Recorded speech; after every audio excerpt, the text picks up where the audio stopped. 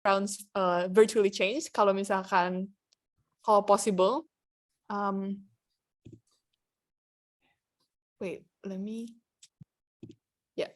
Iya, boleh dibuka kameranya, silakan ya teman-teman, biar kita makin dekat gitu ya, walaupun kita jauh berjauhan, tapi supaya kita bisa lihat mukanya, serasa lebih akrab ya teman-teman. Boleh kalau yang nggak pede backgroundnya boleh diberesin dulu. Oh, kita tuh virtual backgroundnya, lupa sorry. Boleh dipasang dulu virtual backgroundnya on cam. Tapi disclaimer dulu nih, maaf, ini hostnya sendiri tidak pakai virtual background karena tidak support, tapi teman-teman yuk di-encourage banget untuk kita ngobrol-ngobrol. Udah ada Ananda Rizky, terima kasih. Ajin-san, terima kasih udah buka cam, biar kita bisa makin ngobrol-ngobrol ya. Oke, ini kita Paris lagi sharing ya? Iya, by the way sebelum kita mulai acaranya, ini teknis sedikit ya, screen share aku kelihatan nggak ya? Coba. Oke ya. Kelihatan nggak sekarang?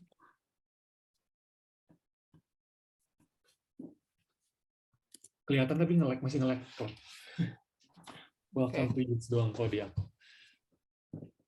Oke, mungkin sebelum sambil Clarence beresin itu, kita perkenalan dulu kali ya. Ini siapa sih yang hari ini, tadi Clarence sudah ada briefly, aku belum introduce juga ke teman-teman.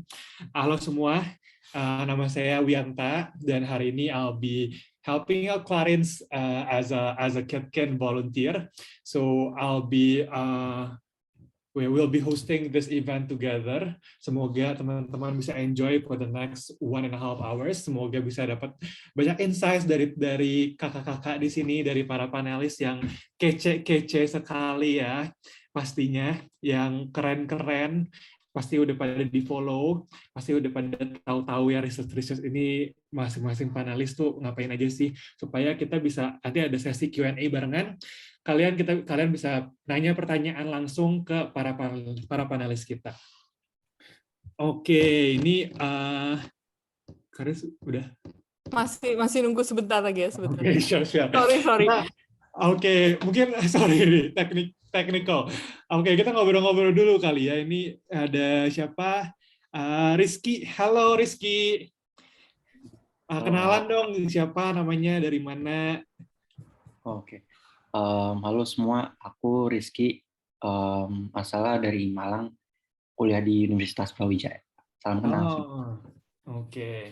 Rizky udah tahu nanti kita ada Coffee Connect chat loh, bisa ngobrol-ngobrol sama panelis nih. Nanti Rizky bisa mention panelis mana yang Rizky tertarik untuk ngobrol bareng one on one. Tadi dari Malang ya. Ini kita ada Ajin-san, D. Ajin-san, halo.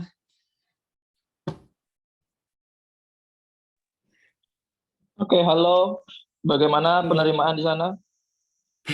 Penerimaan apa nih maksud? Oh, kedengaran. Aman. Kedengaran ya? Ya, kedengaran. Dari mana nih, Kak? Oke, nama saya Tri, dari kebetulan sekarang di Sorong. Masih. Oke. Wajar kan? Ya. Semoga enjoy event hari ini ya, Kak. Luar biasa. Thank you. Oke, sip. Ini Clarence kayaknya udah ya, ini dari... Ya, mohon maaf semuanya kena teknis. Oke. Silakan, Clar. Ya, thank you Wianta introduction-nya. Thank you juga udah engage with our participants ya. Thank you banget semua yang udah datang hari ini, yang udah register sama kita juga.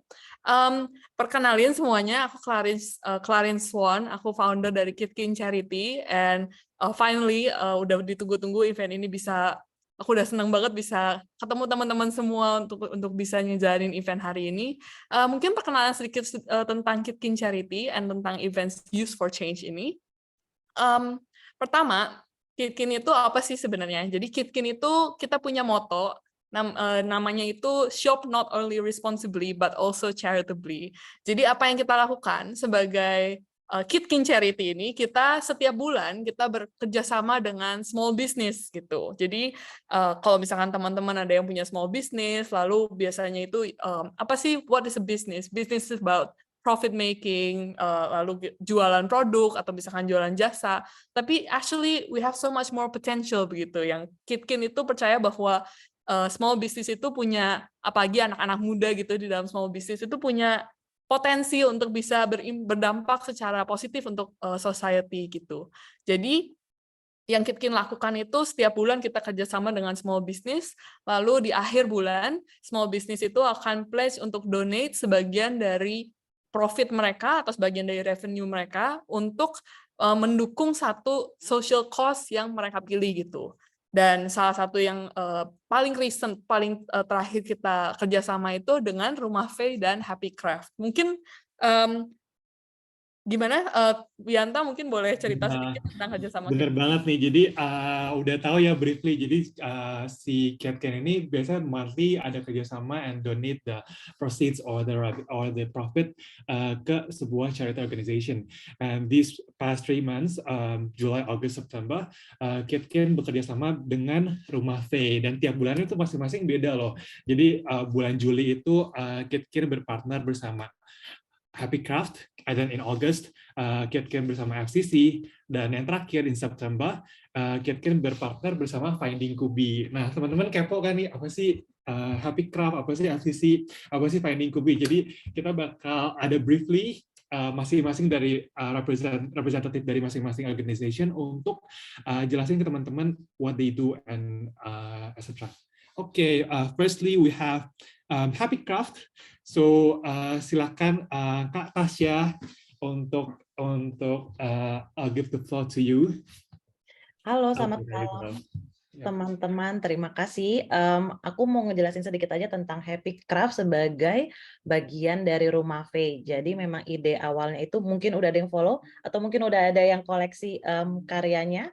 Happy Craft itu medium Instagram yang kami bikin untuk showcasing karya klien kami atau anak-anak yang menjadi korban kekerasan, eksploitasi, dan perdagangan, dan mendapatkan layanan pemulihan di rumah amannya Rumah Faye di Batam.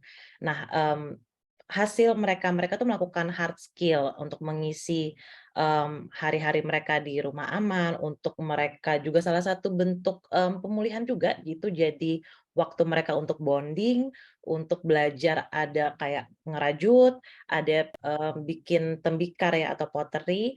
Nah hasilnya itu kami bantu jual di dalam Happy Craft itu, by the way namanya juga teman-teman anak-anak sendiri yang pilih. Karena memang mereka ngerjainnya sambil happy, crafting sesuatu yang mereka bikin dengan tangannya mereka sendiri, dan mereka pingin banyak orang yang bisa mengkoleksi karya mereka. Nah itu dijual yang nanti keuntungannya itu menjadi tabungannya anak-anak. Tabungannya buat apa? Dikumpulin sampai nanti menjadi pegangan mereka gitu ya, untuk setelah mereka selesai menjalani program pemulihan, keluar dari rumah aman dan kembali ke komunitas mereka. Jadi mereka keluar itu ada pegangannya lah untuk membantu ekonomi mereka dan tempat mereka kembali masing-masing. Gitu aja ya, sedikit banyaknya nanti bakal dijelasin lagi sama Faye. Terima kasih. Thank you Kak Tasya. Thank you so much untuk Kak Tasya untuk penjelasan tentang Happy Craft-nya. Sekarang kita lanjut ke second partner kita. Ada di sini juga kayaknya representasinya dari ada Stephanie, ada Eugenie, mungkin ada di sini. Dari Food Companion and Charity, FCC. Jadi FCC Indonesia ini udah kedua kali kerja sama Kitkin dari tahun 2021 sama 2022 ini. Dan FCC ini jualan berbagai delicacy gitu ya, makanan. Kayak ada Castella Cheesecake, ada siomay, ada sausage brood, and a lot of like other very, very delicious stuff. Dan 10% dari profit mereka di bulan di bulan Juli, di bulan Agustus akan didonasikan ke Rumah Faye selama 1 bulan. Dan FCC ini juga sebetulnya punya PAUD di Sumba, dan mereka yang mempunyai hati untuk selalu mendukung dan mensupport jalannya PAUD itu di Sumba untuk memberikan edukasi untuk anak-anak di Sumba. gitu. Jadi that's our August partner FCC. Terus gimana Wianta mau memperkenalkan our last partner yang cukup exciting juga ini? Oke, jadi FCC belum ada representatif dari sini ya. Nggak, belum. Oke, we'll go straight to the last one. Itu ada Finding Kubi. Jadi di sini ada Finding Kubinya sendiri, si Kubinya itu, yaitu Natasha Ingelia. Silakan, Cak. Halo. Halo, Cak. Selamat malam semua.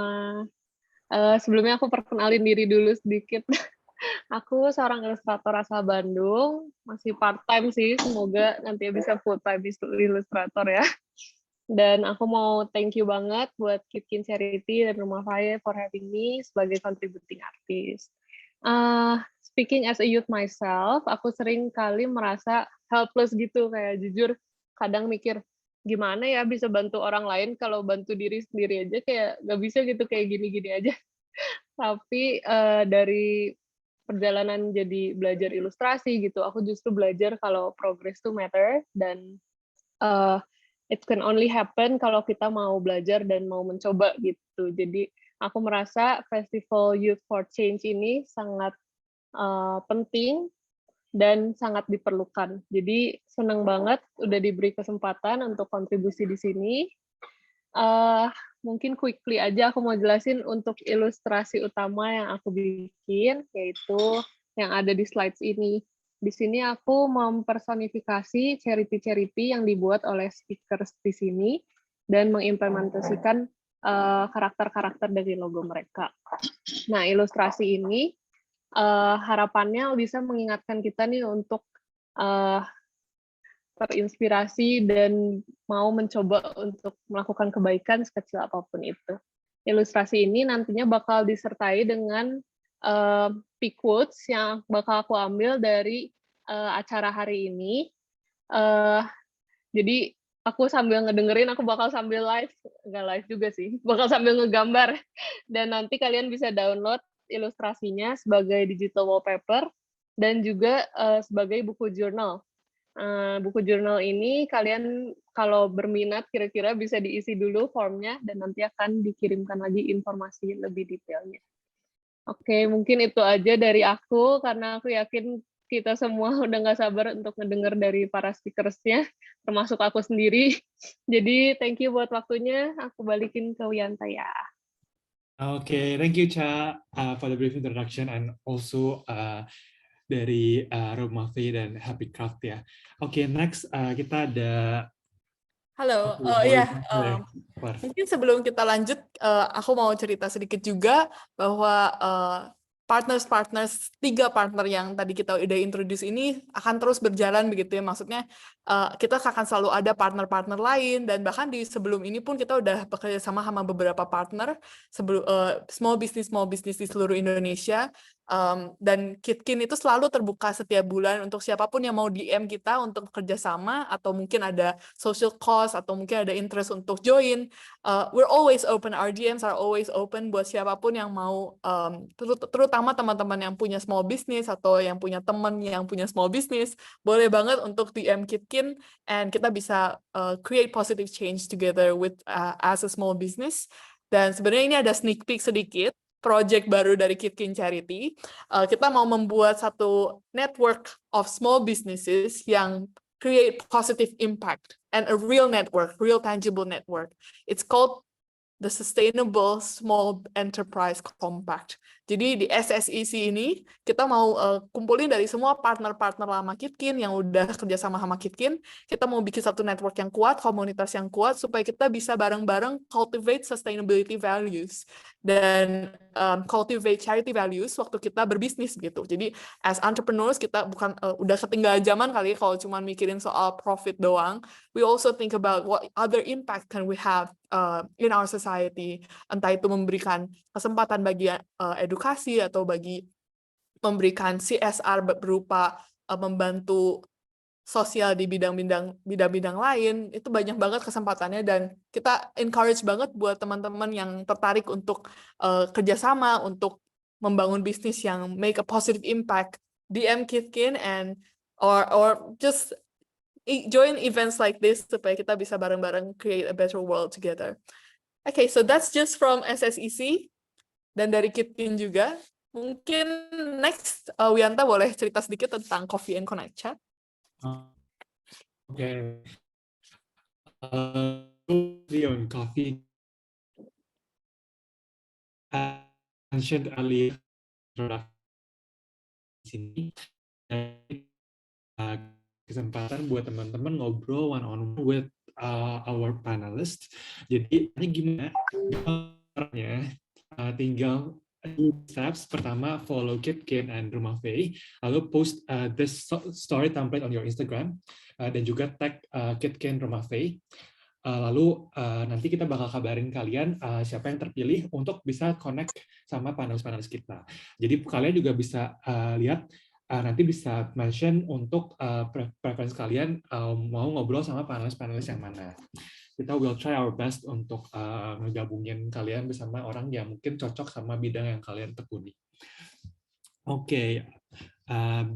Yep, that's a brief on Coffee and Connect Chat. Pasti teman-teman udah nggak sabar banget ya.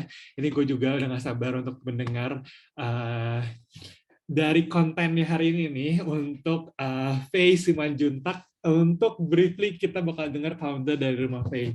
Oke, Faye, we'll give the floor to you.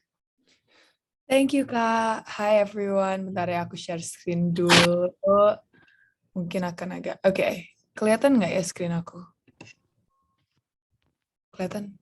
Nggak kelihatan? Kelihatan. Aku pikir pada diam aja gitu ya. Jadi sebelum mulai, mungkin aku pengen ngeliatin profil video Rumah Faye dulu sebentar. Sebenarnya kita ada versi 5 menitnya, tapi nanti bosan gitu ya. Jadi 1 menit dulu, nanti mungkin linknya akan gue kirim ke Kak Clarins, mungkin Kak Clarins bisa kirim ke partisipan-partisipan, biar kalau ada yang mau belajar lebih lanjut lah RF. Jadi ini dulu ya. Kalau audionya bisa kedengar nggak?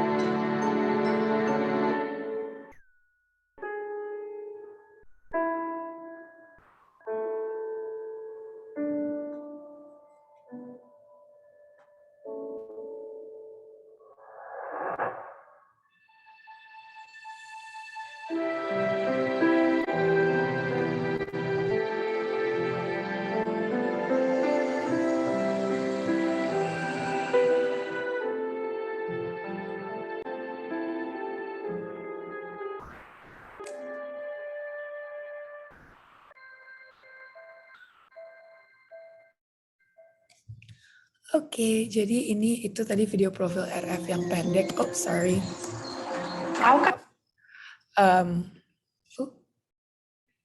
Kalau ada yang mau nonton yang versi 5 menit, tinggal ke YouTube channel Rumah Faye, nanti ada yang versi 5 menit yang full, yang lebih menjelaskan apa sih gitu ya yang terjadi ke si Bunga gitu ya nama tokohnya.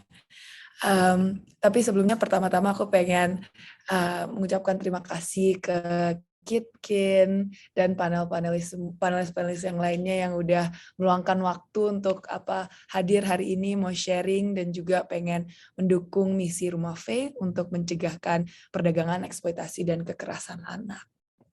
Mungkin sebelum masuk ke dalam Rumah Faye sendiri, kita bisa bahas beberapa, dua gitu ya, data-data tentang perdagangan anak di Indonesia. Yang pertama adalah bahwa 43,5% anak-anak yang menjadi korban perdagangan itu di bawah 14 tahun. Dan yang kedua adalah bahwa 150.000 anak diperdagangkan setiap tahun di Indonesia. Nah, sebenarnya aku tuh suka agak jarang pakai data kalau lagi mau presentasi, karena data di Indonesia mengenai perdagangan anak itu cukup terbatas. Pertama karena negara kita emang gede banget, tapi kedua emang karena kasus perdagangan anak susah sekali untuk didatakan gitu. Karena kebanyakan kasus yang terjadi itu terjadi di pertama daerah-daerah yang jauh gitu dari kota besar seperti Jakarta, Surabaya, biasanya juga ada banyak kasus di luar Pulau Jawa gitu. Nah, di situ juga kita melihat bahwa kebanyakan anak-anak yang menjadi korban perdagangan anak adalah anak-anak yang mereka datang dari komunitas yang udah dimarginalkan gitu ya. Jadi ini adalah anak perempuan minoritas, tapi itu juga nggak berarti bahwa laki-laki dan population lain itu juga tidak menjadi korban perdagangan. The reason why learning about child trafficking is so important itu bukan karena ada ekspektasi untuk orang bikin organisasi atau jadi relawan pun enggak, tapi lebih karena untuk mencegah perdagangan anak, kita sebagai WNI gitu ya, sebagai orang sipil juga mesti memiliki kapasitas atau kapabilitas untuk dapat mengidentifikasikan dan memonitor dan melaporkan kasus-kasus perdagangan, eksploitasi, dan kekerasan di sekitar kita. Kenapa Rumah Faye kenapa kalau ngomong Rumah Faye selalu ada perdagangan, eksploitasi, dan kekerasan? Sorry, ini masih banyak awal-awalnya harus mendefinisikan dulu ya gitu ya. Perdagangan itu artinya ada pemindahan. Jadi contoh orang korban A itu dibawa ke tempat B untuk tujuan dieksploitasi. Itu adalah perdagangan. Tapi kalau korban A emang dari tempat A dan dieksploitasikan di tempat A, itu tidak termasuk perdagangan karena nggak ada pemindahan. Gitu. Jadi kenapa Rumah Faye akhirnya memperluaskan visi dan program untuk bekerja sama organisasi lain agar melayani korban eksploitasi dan kekerasan juga, itu karena waktu kita mulai gitu ya meluncur ke lapangan di Batam gitu, contoh di beberapa daerah-daerah di luar Jawa, di luar Jakarta, kita baru sadar bahwa ada lebih banyak kasus yang terjadi di mana anak-anak itu dieksploitasikan di rumah sendiri oleh orang terdekat. Nah, aku ini udah banyak ngomong gitu ya tentang perdagangan anak, tentang eksploitasi anak, kekerasan anak. Jadi mungkin bisa pengen sharing dikit gitu tentang program-program Rumah Faye. Rumah Faye ada 3 program, panggilannya 3P, pencegahan, pembebasan, dan pemulihan. Sebenarnya aku bakal banyak ngomong dan di layar bakal ada foto, ada data, biar kakak-kakak, teman-teman bisa ngeliat juga apa sih yang sudah dilakukan oleh Rumah Faye selama udah mau 9 tahun ini. Program pertama adalah program pencegahan ini. Nah, untuk program pencegahan, Rumah Faye itu percaya bahwa untuk mendapat solusi pada sesuatu masalah, itu bisa masalah apapun, isu apapun, kita harus selalu melibatkan orang yang paling rentan, orang yang paling terdampak oleh isu ini gitu. Jadi contoh, kalau ada isu ini ya, perdagangan anak, orang yang paling kena dampaknya siapa? Ya anak gitu kan, perdagangan anak. Tapi waktu kita pertama, aku ya waktu itu ya masih kecil, pengen jadi relawan, pengen belajar dari organisasi lain, mereka jarang ada program yang menargetkan anak sebagai bagian dari solusi. Biasanya anak-anak cuman, hey, ini apa tentang perlindungan anak, ini tentang hak anak, tapi mereka ya sekedar nggak ada obrolan gitu, nggak ada waktu untuk bertanya, nggak ada waktu untuk berdiskusi atau berdialog dengan anak-anak. Akhirnya anak-anak dengerin, terus lupa lagi gitu kan. Nah masalahnya tuh anak-anak, ya teman-teman pasti tahu lah, anak-anak tuh gengsi. Kalau ada kasus terjadi pada mereka atau teman, belum tentu mereka merasa nyaman untuk melaporkan kasus tersebut. Apalagi karena banyak anak-anak nggak sadar bahwa perdagangan anak itu salah gitu. Eksploitasi anak itu salah karena mungkin mereka pikir oh senioritas gitu. Kalau ada kakak kelas nyuruh aku bagaimana itu nggak apa-apa gitu. Jadi akhirnya melalui program pencegahan ini Rumah Faye melakukan beberapa banyak aktivitas gitu ya. 45 anak menerima beasiswa dari Rumah Faye pada tahun 2021. Jadi ini mungkin teman-teman bisa baca sendiri. Tapi istilahnya program pencegahan itu kita berusaha bukan cuma sekedar ngomong, tapi berdialog dan juga mendukung anak-anak melalui tindakan nyata. Jadi kita bukan cuma sekedar mengasih beasiswa gitu ya, tapi kita juga datang ke lapangan dengan kesadaran bahwa kalau ada anak yang sekolah, itu bukan cuma anak yang sekolah, itu juga keluarga yang kehilangan source of income yang baru gitu, karena anaknya nggak bisa kerja. Nah disitulah Rumah Faye masuk dan bukan cuma ngasih beasiswa, tapi mendukung keluarganya kalau bisa. Jadi contoh itu bisa melalui sembako, apalagi melalui COVID, atau melalui subsidi lainnya gitu. Selain itu kita melakukan forum perlindungan anak, kita membentuk forum anak, membuat workshop perlindungan anak, dan juga melatihkan paralegal di komunitas-komunitas yang menjadi mitra Rumah V. Ini beberapa foto dari program pencegahan, kita bisa bekerja sama dengan anak-anak. Kita emang fokusnya kerjasama dengan anak-anak, tapi setelah beberapa tahun bekerja, akhirnya Rumah V mendapatkan kesempatan untuk bekerja sama dengan agensi-agensi pemerintahan, dengan LSM lainnya, dan juga dengan sekolah-sekolah. Nah, pada tahun 2016, Rumah V mendapat kesempatan untuk membangun sebuah rumah aman atau safe house di Batam, Kepulauan Riau. Dan di sana kita akhirnya mendapat kesempatan untuk melayani anak-anak, melayani korban secara langsung. Dan program di Batam itu bisa dibagi dua. Pertama adalah program pembebasan atau rescue, dan kedua adalah program pemulihan atau recovery. Nah, dalam program rescue itu di mana kita bekerja sama dengan pemerintah atau dengan aparat penegak hukum untuk mencari dan melayani korban. Jadi itu bisa melalui case management. Jadi contoh kita dapat kita ada anak yang direfer gitu ya kepada Rumah V, kita melakukan evaluasi kasus, kita belajar tentang detail-detail kasus dan bagaimana kasus tersebut bisa dibawa gitu ke sidang, maksudnya biar pelakunya bisa disidang gitu. Itu bisa melalui memberikan anak-anak konseling atau kayak psychological support.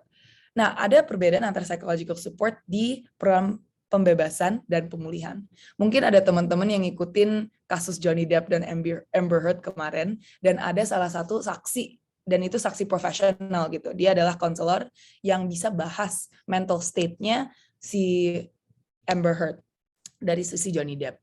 Dan itu apa yang bisa kita bantu gitu, bahwa kita akan menghubungkan anak-anak dengan psikiater atau konselor lainnya yang bisa melakukan evaluasi kasusnya dan evaluasi anaknya untuk menjadi saksi gitu dalam sidang pelaku. Itu tentang pembebasan. Ini beberapa foto dari safe house kita. Safe house kita bisa ada sekitar 18 anak perempuan, tapi itu kita sering berusaha membatasi gitu ya anak-anak di rumah aman ke sekitar 12-14 agar memastikan bahwa setiap anak itu dapat care, dapat layanan yang cukup gitu ya, yang full.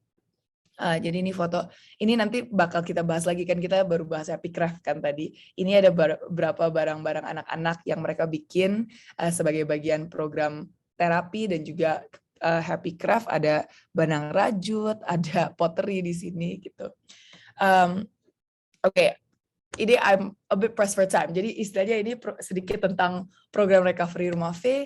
Kita ada selama tahun 2021 kita membantu 51 anak, dan sejak 2016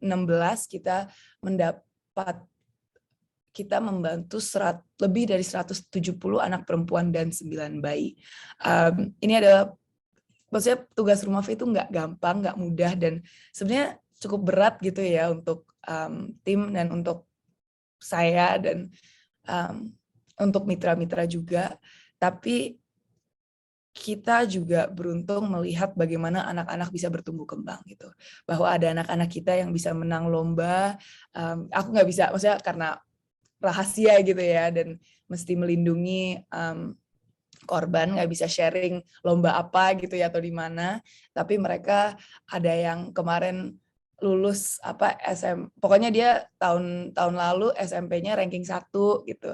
Jadi ada banyak sekali kesuksesan anak-anak yang kita tuh bangga sekali melihat dan merasa ya terharu gitu ya bisa menjadi bagian dari hal tersebut. Jadi sorry, ini nggak ada waktu lagi, jadi aku bakal cepet-cepet aja ini tentang Happy Craft. Sebenarnya Kak Tasya udah sharing, jadi mungkin nggak usah terlalu panjang lebar, tapi kita bulan ini dan bulan ini ada kesempatan untuk bekerja sama dengan Kitkin karena anak-anak itu banyak bikin pottery, banyak bikin barang rajut, dan itu tuh bisa jadi bagian dari proses konseling mereka, proses terapi mereka, tapi juga gitu ya untuk dapat uang saku gitu kan. Akhirnya keluar dari rumah aman, mereka dapat kapasitas untuk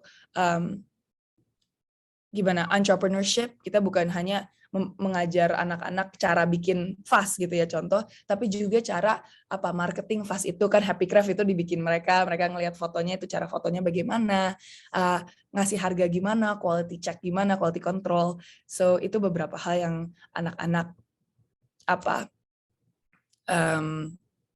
belajar gitu ya, anak-anak diajarin di rumah aman. Sorry jadi cepet-cepet. Ini aku ada beberapa slide lagi tentang youth leadership, tapi kayaknya nanti bakal panel dan panelis-panelis lainnya tuh keren banget. Mereka mungkin bisa nambah poin-poin yang lebih poin-poin yang lebih baik gitu kali ya, atau nggak aku bisa sharing juga nanti. But I don't want to take too much time. So mohon maaf akhir-akhirnya tuh cepet-cepet. Thank you so much everyone. Looking forward to discussing it in a panel. Yeah.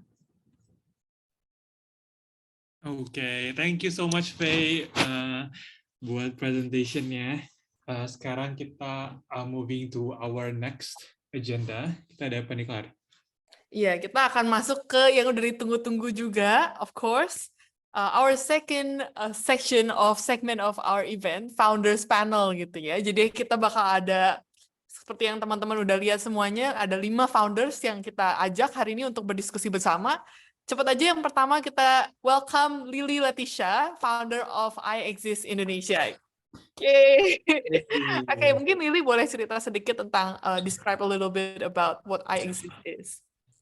Yeah, sure. Would love to. Jadi iExist itu adalah program yang provide free art education for the less privileged youth in Indonesia seperti anak yatim piatu, anak-anak yang kerja atau tinggal di jalanan, atau anak-anak yang di desa. So we provide free art education and a platform for them to tell their story, entah lewat short film, campaign video, music video, atau konten di sosmed. So that's basically what we do, karena kita percaya bahwa seni itu bisa bantu mereka secara soft skill, tapi juga secara mental juga. So that's a bit about iExist. Aku mulainya last year, so it's pretty new, but I'm really happy for all the progress we've made. Ya keren banget, iExist keren banget. Aku sendiri pun kayak ngefans banget. So when I reached out to Lily and she agreed to join this Founders Panel, aku tuh seneng banget. Jadi very keen buat dengar lebih lanjut lagi di sesi Q&A. But for now, kita welcome our next speaker. Yes, second we have Bianca from abroadening.id. Boleh juga Bianca mungkin briefly talk about what you do at Abroadening and next. Boleh. Jadi at Abroadening kita mau membantu buat expand akses, jadi membuka gerbang gitu ya buat teman-teman untuk mendapat teman-teman Indonesia untuk mendapatkan pendidikan di luar negeri atau global education. Personally, I'm very passionate about human capital development, dan aku melihat kalau edukasi adalah salah satu fondasi yang paling penting untuk membangun human capital ke depannya. Dan di Abroadening sendiri, kita ada sekitar 5.000 mahasiswa dan juga anak SMP dan SMA yang kita fasilitasi melalui konten dari Instagram. Jadi ini semuanya original konten yang kita curate sendiri, baik itu tentang roadmap mau kuliah luar negeri seperti apa, sampai ke soft skills dan pengembangan critical mindset.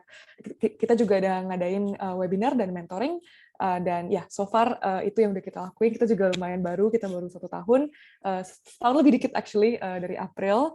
Jadi ya, looking forward to the panel today. Thank you. Thank you banget Bianca. And we can also or feel free to give like a clap emoji or like party emoji to like hype up the event. Thank you banget. Okay, next panel. Next panelist Kak Abigail dari Satu Ibu Satu Pohon. Welcome Kak Abigail. Halo all. Jadi kenalin, aku Abigail. Aku founder dari Satu Ibu Satu Pohon. So my movement is actually pretty simple. It's about tree distribution and it's for nutrition accessibility. Jadi di sini mungkin kalau ada yang tahu tentang isu stunting gitu kan ya. Stunting is a malnutrition atau kalau bahasa Indonesianya gizi buruk pada pada 1000 hari pertama kehidupan. Jadi dimulai dari bayi sampai anaknya usia 2 tahun. Nah, karena gizi buruk itu akhirnya itu jadi stunting, dan stunting itu nggak bisa disembuhkan lagi. Dan the effect of stunting itu nggak hanya dia benar-benar seumur hidup, dia nggak bisa, anaknya itu nanti akan mengalami keterbatasan secara IQ dan juga EQ-nya, dan juga tinggi badan. Nah, makanya di situ itu penting banget buat buat nutrisi itu terpenuhi ya pada 1000 hari pertama kehidupan, dan salah satu solusi yang ditawarkan itu ada pohon kelor.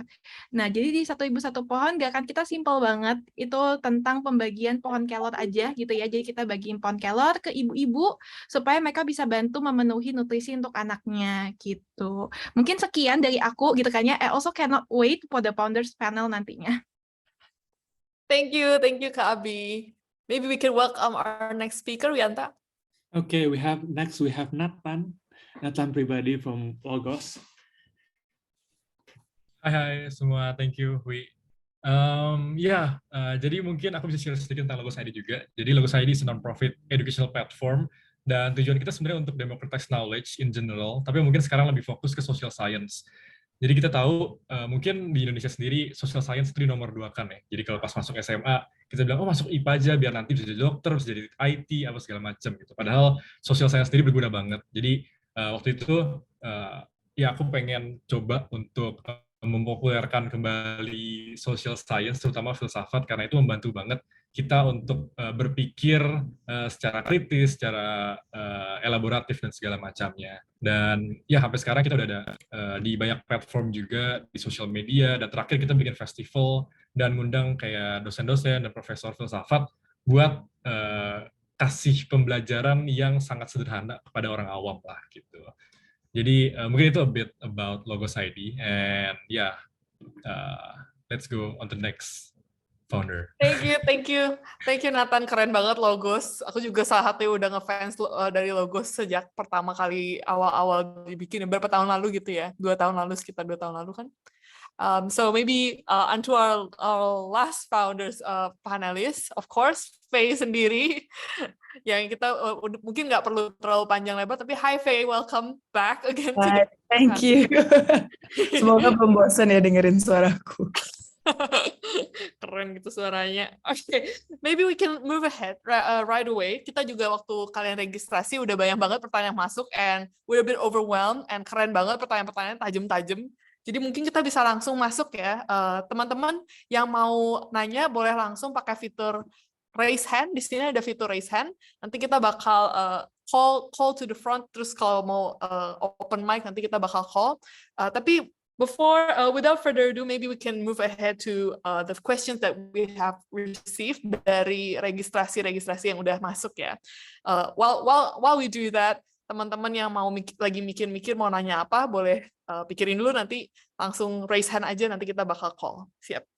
Okay, first question. What is the first step to creating a positive impact? Nah, ini pertanyaan yang masuk dari registrasi. Mungkin kita mau tanya Nathan ya, gimana? What's the first step to creating a positive impact? Ya, ini question yang bagus banget buat semua orang, dan mungkin jawaban yang bisa aku kasih adalah kita harus find the problem yang kita alami atau kita concern about gitu ya. Karena ketika kita udah resonate sama problem itu, lebih mudah buat kita untuk love the problem itself. Jadi biasanya sebelum mulai sesuatu aku dua itu ya, find the problem and love the problem. Dan ketika kita udah cinta dengan masalah ini, kita bakal tetap passionate dengan jangka waktu yang mungkin lama untuk mencari cara gimana kita bisa bantu solve problem-problem ini gitu. Dan mungkin bisa dibilang juga problem bukan dicari doang gitu ya, bisa aja spontan muncul di depan kita tiba-tiba. Dan itu juga yang gue alami pas bikin Logos, karena awalnya itu karena pas di kampus gitu ya, waktu rektor gue bilang, kan gue anak IT ya, jadi rektor gue bilang, kok aneh banget sih anak IT suka belajar filsafat gitu. Terus akhirnya omongan itu yang ngebuat gue bikin Logos secara spontan hari itu juga gitu. Dan awalnya cuma terjemahin buku-buku filsafat ke bahasa sehari-hari, dan akhirnya ternyata lanjut sampai sekarang lah ya gitu. Nah, once kayak kita udah ketemu problemnya, biasa kita bisa ngelakuin 2 hal ya. Kayak pertama itu bikin sesuatu sendiri, either itu organisasi non-profit atau startup itu sendiri gitu ya. Dan kedua, gabung sama orang lain. Dan kalau gue sendiri lebih suka bikin sendiri ya, karena lebih bebas dan nggak bergantung sama kepentingan orang lain. Nah, nanti mungkin pernah dengar juga beberapa teman-teman yang mungkin lebih prefer untuk gabung ke organisasi lain karena sama-sama punya concern yang concern terhadap problem itu, gitu ya. Tapi juga di take notes kalau bikin sesuatu sendiri pasti buat nyari orang-orang yang resonate lama dan susah, nyari funding susah. Nah, mungkin itu bisa jadi concern ketika mau start an organization atau startup gitu. Nah,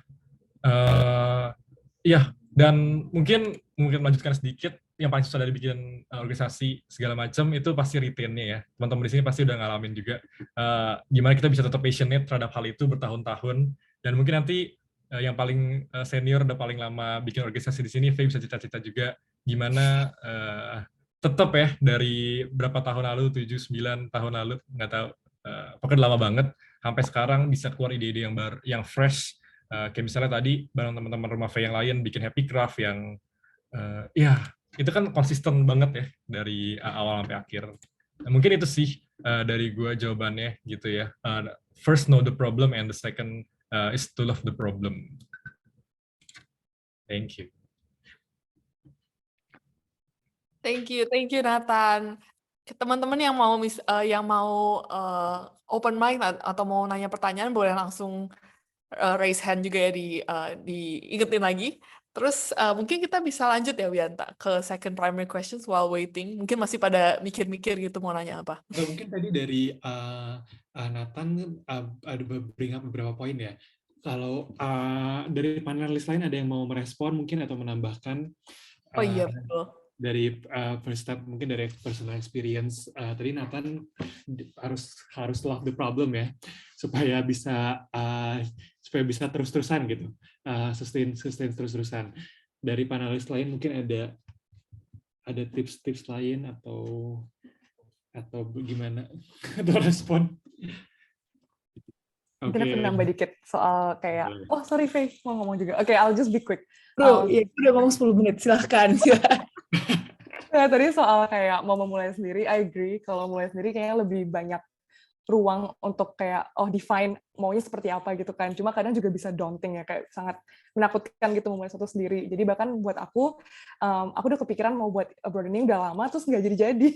Sampai akhirnya ketemu my co-founder namanya Vivian, baru kayak okay, let's do it together. Jadi kalau misalnya ada someone else, a co-founder atau co-founders, mungkin bisa benar-benar kayak bareng-bareng pikul bebannya gitu ya daripada seorang diri gitu.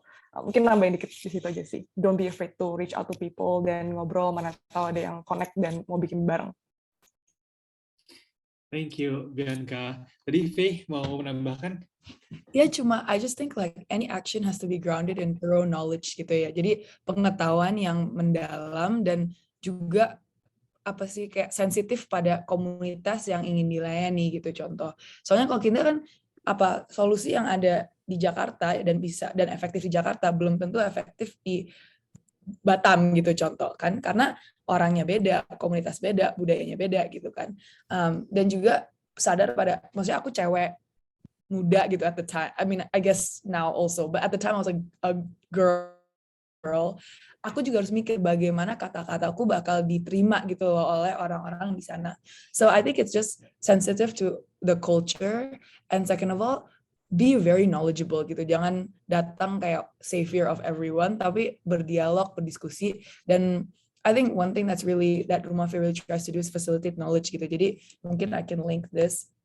Kita bikin kayak dokumen / part of our website that talks about child trafficking, bukan cuma definisinya, tapi juga apa sih yang relevan dalam kasus perdagangan anak, institusi apa yang relevan dalam bagaimana kita bisa mengidentifikasikan dan monitorin kasus-kasus tersebut, apa sih hak korban gitu dalam proses perlindungan mereka gitu ya, kalau mereka jadi korban perdagangan versus eksploitasi versus kekerasan. So it's just when you want to solve a problem, you have to know your problem. You have to know it like in and out gitu from every view possible. Itu gue kali ya. Okay, thank you Faye. Thank you Bianca, thank you Nathan. Tadi Nathan juga sempat bilang ya tentang yang bukan paling susah, tapi di maintaining atau sustaining an organization itu another story gitu. Tadi Nathan sama mention juga yang paling lama udah berkecimpung di dalam berorganisasi itu Faye gitu ya. Nah, apakah Faye ada mungkin boleh kasih tips atau apa motivasinya supaya terus keep going di tengah-tengah badai kehidupan yang ada. Aduh, gitu. aku terus sorry guys. Sejujurnya kalau untuk motivasi susah sih, soalnya if you ask me this like 4 or 5 years ago, pasti aku bakal bilang aja kayak yang penting kita kayak tetap teguh gitu ya untuk mau menjadi agen perubahan gitu, pasti kayak gitu aja gitu, like you just have to believe in, like you have to hope, you have to, you know what I mean, believe in like a future and work for that future. Tapi setelah udah 9 tahun sebenarnya respon aku kayaknya udah berubah gitu. Realitanya itu bahwa pekerjaan seperti ini tuh nggak gampang, susah di-sustain, dan banyak banget halangannya gitu ya, hambatan itu banyak banget. You think like ada satu udah kecil terus udah okay over it, terus ada satu yang lebih gede lagi. And something I have to stay here is because I come from a lot of privilege, and so it was a lot easier for me, you know, to hop over these challenges, but it was still hard. You know what I mean? Jadi apalagi for everyone else, you know, for everyone as a whole, it's, you know, wanting to do something like this is not easy. Jadi kalau motivasi, I think what I can tell you is that I cannot give you motivation. I cannot give anyone motivation. Soalnya orang bisa ngomong ke aku, maksudnya kalau teman-teman udah ada di panel, berarti teman-teman udah merasa mau melakukan sesuatu, mau membuat perubahan. Me saying you can do it isn't going to change that. I think when it comes to sustainability of work, it goes to discipline, it goes to intention gitu. Why are we doing this? Bukannya sekedar harapan, tapi karena kita udah melihat bahwa ada perubahan nyata yang terjadi dari program-program kita gitu, bahwa kita ada kapasitasnya dan willing gitu ya untuk menggunakan skill set kita untuk kasus atau untuk isu ini gitu.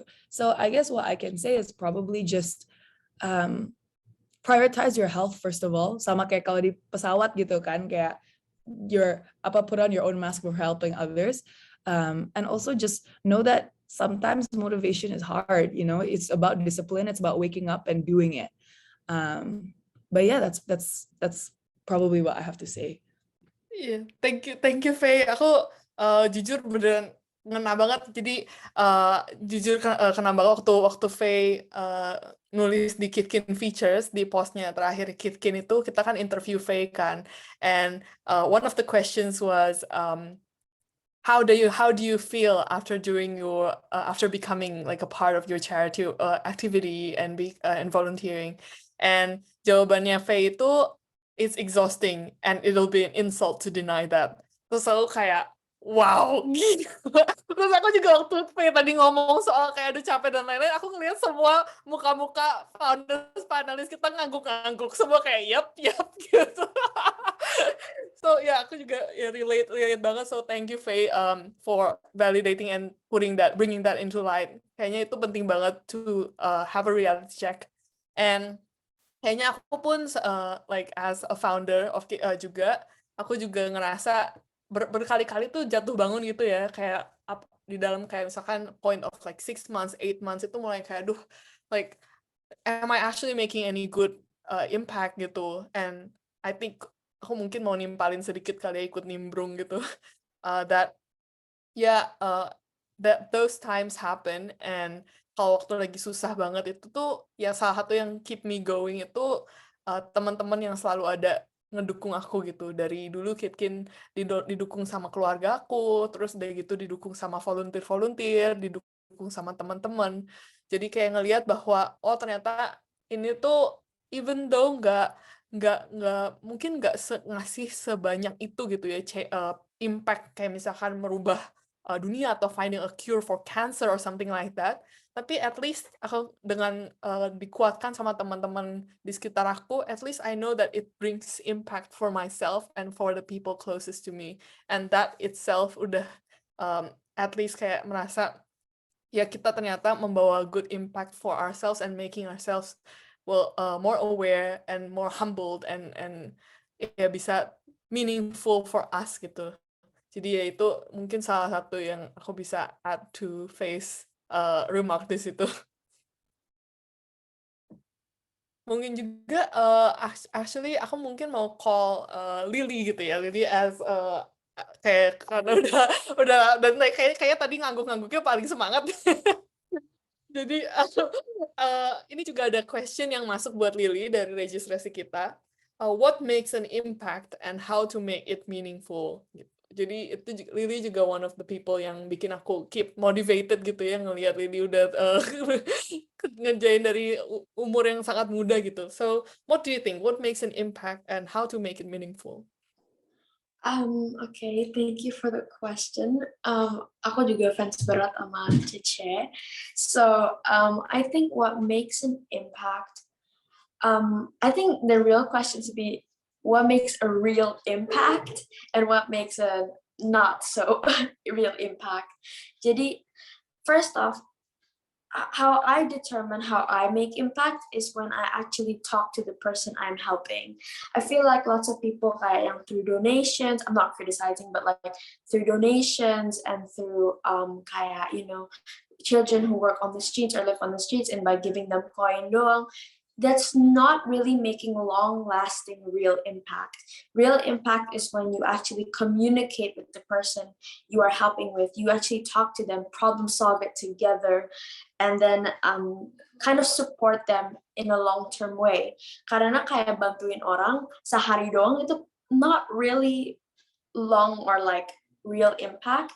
In my opinion, I think when you help them overcome something, be there in their journey, that is called real impact. And how you do it is to be patient.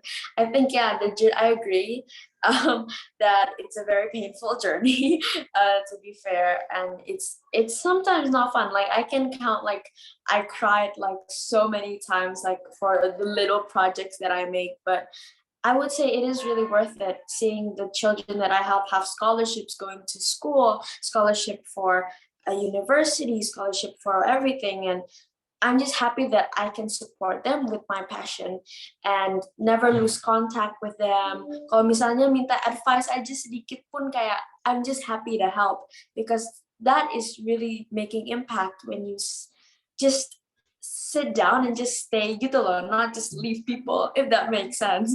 So that's my answer. I hope I answered like correctly or like answered the question.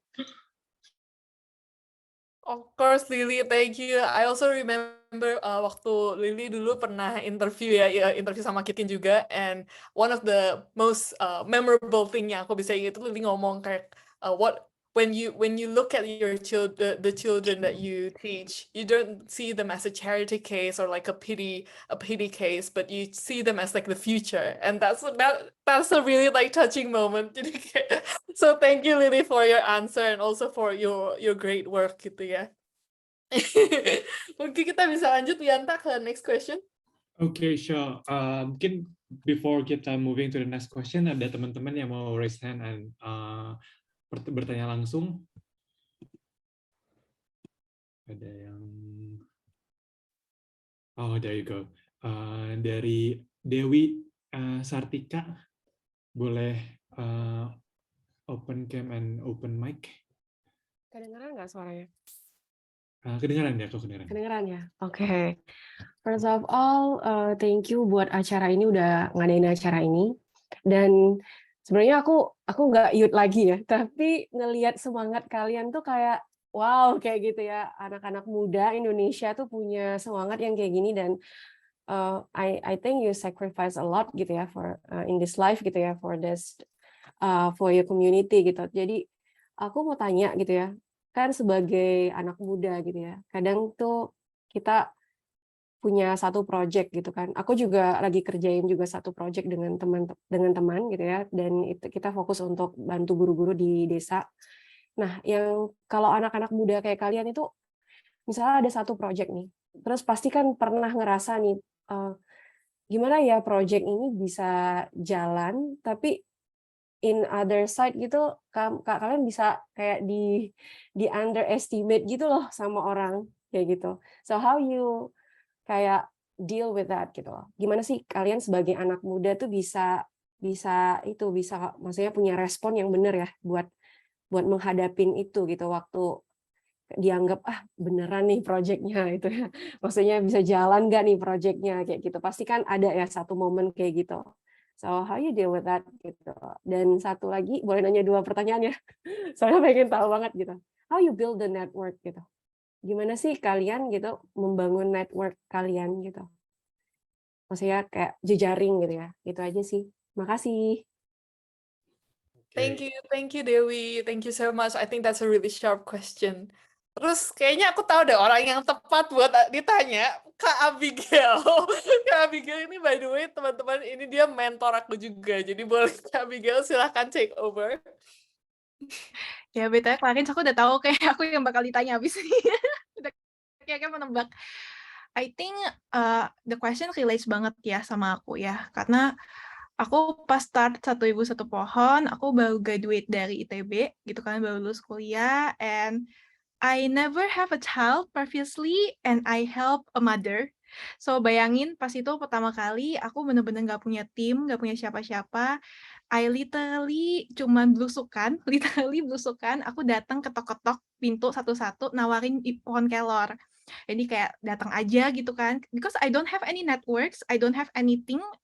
Basically, ya aku juga baru lulus, aku belum punya anak, I don't have the experience gitu, but I know this is important. Jadi pas itu tuh aku bener-bener jalan, blusukan satu-satu gitu kan ya, ngetok pintu orang gitu kan, and then say, mau nggak pohon kelor gitu kan, dan aku jelasin gitu kan ya. Dan surprisingly, I learn ya, even though we are kita tuh kayak semangat banget pengen ngebantu orang, tapi belum tentu orang yang pengen kita bantu tuh pengen dibantu, maksudnya gitu ya. Nggak semua orang itu pengen dibantu juga gitu ya. Makanya ketika aku tuh kayak dateng gitu satu-satu, bagiin pohon, ada ibu yang nolak, ada ibu langsung tutup pintu gitu kan ya, ada ibu yang kayak nggak mau denger, nggak mau terima gitu kan ya. But I think it's normal ya gitu ya, dan it's something that also it's something yang kayak ibaratnya in operation we cannot be always 100%. There will always be a certain people who didn't want to be helped, but it's okay, it's not our fault gitu ya. Yang penting kita usaha di sini, we try our best to help them. Nah, pas itu juga benar-benar how I react, I literally I understand them ya gitu ya. Aku ngerti mereka yang kayak mereka itu ngelihat aku orang asing gitu datang gitu kan ya. Dan I try to think selalu dari posisi mereka gitu ya. Apa sih yang mereka rasakan ketika aku datang, ketika mereka nolak aku? It's not mereka salah, mereka sombong atau apa, pasti mereka ada sesuatu yang kayaknya salah gitu kan ya. Terus aku belajar, oh ya kalau misalnya aku datang sendiri gitu kan ya, pasti mereka takut gitu kan ya, takut nih siapa gitu kan ya. Nah pas itu aku sesimpel, aku coba hubungin kayak misalnya aku cari orang-orang yang udah ada di sekitar mereka, kayak kepala desa, atau misalnya guru kader posyandu mereka gitu kan ya, aku datangin mereka, aku jelasin, aku minta, temenin aku yuk bagi-bagi pohon gitu kan ya. Nah ketika aku bagiin, biasa ibu-ibu responnya lebih baik, karena mereka ngerasa kayak, oh mereka kenal gitu dengan yang membagikan gitu kan ya. Jadi I think balik lagi ya, when we are dealing with this kind of people, we cannot kita harus bisa cari cara gitu kan ya, in approaching manner yang bisa membuat mereka itu akhirnya percaya sama kita. And there's a lot of way, either kita mau misalnya approach orang lain buat bantuin kita supaya kita lebih enak ngomongnya sama mereka gitu kan ya, atau kita juga bisa mempelajari dari cara omongan mereka. Bahkan kadang-kadang aku itu ketika ngomong sama ibu-ibu, I cannot be very scientific ya, aku nggak bisa yang kayak pohon kelor itu terbukti oleh riset dari bla bla bla gitu, mereka bisa mabok gitu kan ya. I need to talk in mother language yang kayak, iya ibu, ini murah banget gitu kan. I need to push myself to talk in the mother's language ya, yang kayak lebih yang kayak fun gitu kan ya. And I think itu juga salah satu yang aku lakukan ya, to make them want to listen to me, karena aku benar-benar masih kecil, belum punya anak gitu kan ya. Itu yang aku lakukan. And then the second question itu buat building network gitu kan ya. I think one thing that I learn ya, karena aku juga build Satu Ibu Satu Pohon itu benar-benar dari scratch dan benar-benar sendiri dan gak punya koneksi sama sekali. Yang paling pertama yang aku lakukan hanya belusukan gitu kan ya. But the surprising things adalah things kayak the more you go gitu kan ya, lama-lama connection tuh ke-build gitu. Lama-lama itu akhirnya network-nya dengan sendirinya ke-build gitu ya. And I think it's totally okay when you are at the start, you didn't know what to do. Karena pas itu aku juga nggak tahu apa yang aku mesti lakukan, aku mesti kontak siapa gitu kan ya. But I only try my best. Aku coba misalnya dari kepala, pas itu aku sesimpel building connection aku itu mulai dari visit satu perumahan.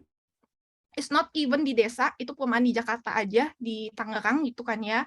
Terus ketika aku datangin mereka, terus aku ngelihat respon ibu-ibunya kurang bagus, aku cepet-cepet cari Kades Posyandunya gitu kan ya. Terus Kades Posyandunya kenalin gitu, responnya bagus. Kades Posyandunya seneng sama aku, dia kenalin lagi sama Kades Posyandu yang lainnya gitu kan. Terus aku pindah lagi ke desa selanjutnya, and then dari Kades Posyandu yang lagi, dia seneng lagi sama aku, dia refer lagi ke Kades Posyandu yang selanjutnya gitu. Jadi it's kayak magically it's build the network ya sampai akhirnya bisa jadi yang sampai sekarang gitu. Mungkin itu sih dari aku jawabannya, semoga membantu ya. Thank you Kak Abigail, jawabannya sangat runtut ya. Maksudnya ngena banget tuh tadi pas lagi bilang gak semua orang mau dibantu gitu awalnya. Itu kayak Lily langsung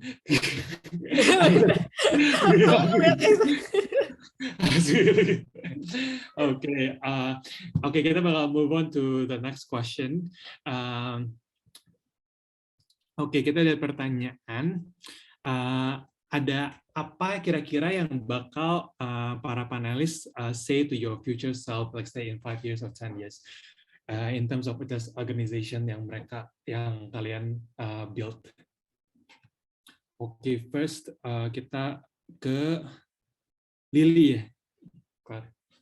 Iya, mungkin bisa kita ask Lily ya, karena Lily juga mungkin bentar lagi harus pergi. Jadi maybe this is a good question to before you leave ya. What would you say to your future self? Jadi so take it over. Okay, sure, thank you. So what I would say to my future self would probably be, I hope that all the things, I think I would imagine my future self would have a much more peaceful time than right now, because like I always tell my friends selalu bilang, kenapa sih you work hard at a very early age, kenapa sih kayak don't waste your youth gitu.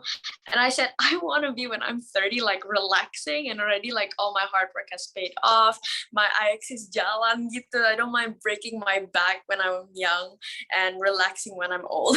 So yeah, I think a message that I have for my future self is I hope you will have a great life, but at the same time juga kayak enjoy the process, because I right now I'm working very hard for you to be in a great place, but also at the same time I hope you still keep learning from the people you are helping, from people who are newcomers, or just people in your life in general. I learned so much from my friends, my family, and it never surprised me all the things that I've learned yang baru gitu loh. Just because they're my family or just because they're my friends or somebody who's older than me doesn't mean they'll know less than me. So I hope I will still have that same mindset. So that's it for me. Thank you so much. I had so much fun. I hope you guys really like my answers, and I hope I made it quite useful. Thank you so much, Kipkin, for inviting me. I'm having such a great time just now. Thank you, Rumah Faye, and also I hope everyone have a great night. Bye. Bye, Lily. Thank you so much. I think Lily is I exist dari Lily itu juga, Lily itu salah satu yang paling aku lihat sangat berrelasi secara personal sama orang-orang yang dia bantu gitu. Jadi kayak dia kenal deket sama anak-anak yang dia latih, yang dia kasih free art education, dia latih dance sendiri, and she's really just amazing, maksudnya untuk seorang anak muda. It keeps me motivated begitu. Jadi I hope you also learn a lot from Lily hari ini. And maybe kita bisa lanjut ke pertanyaan selanjutnya ya, di sini ada pertanyaan yang cukup spesifik ke Faye di sini. Jadi ada pertanyaan, in Indonesia masih ada banyak yang underestimate rights of children. Jadi sebenarnya apakah efektif untuk mengedukasi orang-orang Indonesia tentang isu rights of children? Mungkin Faye bisa jawab. Yeah, really, really interesting question. I think sebenarnya sama kayak Kak Abby ngomong sih tadi, you have to be strategic about who you're talking to. The community as a whole gitu ya. Kalau aku ke komunitas random dan bilang, okay guys, kita belajar tentang perlindungan anak, they're not gonna care. And honestly speaking, I wish they would, but in my line of work, I can't spend time being sad about the fact that people won't listen. My question is two. One, how do I have to make them listen? Like, how important is it? And two, how can I do that if it is important gitu? Karena ada komunitas yang perlindungan anak itu mereka nggak mau dengar tentang itu, dan objectively nggak ada atau setahu kita ya, data perdagangan anak atau eksploitasi atau kekerasan anak di komunitas itu nggak tinggi. So we divert our resources to a place where it's gonna be used well, right? The objective truth of it is like, we're an NGO, we're not the government, we don't have any control over apa sih sistem pendidikan atau institusi-institusi yang bisa memastikan bahwa pemaparan materi mengenai perlindungan anak itu efektif di seluruh Indonesia. Jadi dengan kapasitas kita yang terbatas, di mana kita tuh paling efektif. Jadi pertama itu, kita when it comes to how do we make sure people listen, we find the people who A, have to listen, and B, will listen. The other thing is, people listen because you're not facilitating properly, if that makes sense. Dulu waktu kita pertama mulai membuat program pencegahan, kalau kita cuma ngomong, kita belajar bahwa kalau kita cuma ngomong, that doesn't make any real world change. It doesn't make any lasting change. Karena at the end of the day, ya udah pengetahuannya ada pengetahuan baru, wawasan udah lebih luas. Tapi kalau nggak ada tahap-tahap jelas gitu ya yang bukan diberikan kali ya, tapi maksudnya diberikan kesempatan gitu untuk memastikan pengetahuan tersebut dipergunakan, sama aja bohong. You know what I mean? So it's like what I was saying in my presentation. You tell kids not to be trafficked, but if a child ends up staying in school gitu ya, the family loses a source of income. It's not just, I mean, yes, like people who traffic are very evil, but at the end of the day, to stop an issue, you have to see the root cause. It's not always just orang itu jahat, tapi orang itu nggak ada akses gitu pada kesempatan alternatif gitu. Mereka memperdagangkan anak karena isu ekonomi, isu sosial gitu. Jadi akhirnya bagaimana kita bisa datang dan memastikan keluarganya itu, for example, economically stable, financially stable, enough that the child can go to school, right? So itu sih, pertama, just evaluate who you're talking to and how you can make sure it's, you know, like effective and useful. Dan kedua, supplement gitu, apa yang kita maparkan, apa yang kalian maparkan dengan tindakan nyata, bukan cuma sekedar ngomong, tapi berdampak lebih lanjut gitu kali ya. I don't know. I hope that answers your question. Gimana? Menurut Kak Clarins gimana? Apa harus ada tambahan lagi? Atau mungkin panelis lain mau nambah gitu? Iya, mungkin panelis lain tadi aku ngeliat Nathan ngangguk-ngangguk tuh. Gimana kira?